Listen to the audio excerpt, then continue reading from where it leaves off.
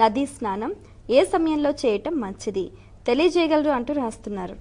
ధర్మశాస్త్రం ప్రకారం ప్రతిరోజు చేయాలి, అవకాశం ఉంటే.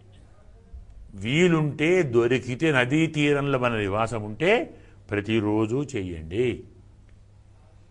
చెయ్యలేమండి, పూర్ణిమ, ఏకాదశి, ద్వాదశి, అష్టమి, అమావాస్య ఈ రోజుల్లో చేయండి.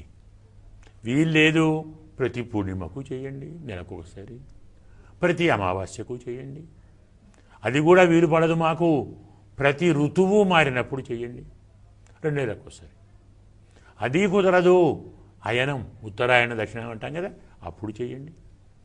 ఇది కాక గ్రహణంలో చేయండి, సంక్రాంతిలో చేయండి. సంక్రమణం 2 నెలలకోసారి వస్తుంది సంక్రమణం. సూర్యుడు ఒక్కొక్క రాశిలోనూ ఒక్కొక్క సంక్రమణం అంట.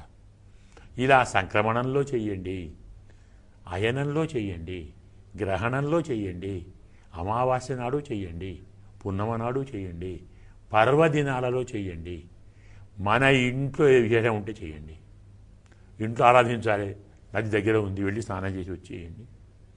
నదీ జలంతో మనం శుచి అవుతాం, పవిత్రం అవుతాం.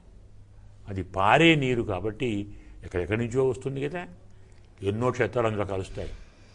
పవిత్రత విడిగా ఉంటుంది.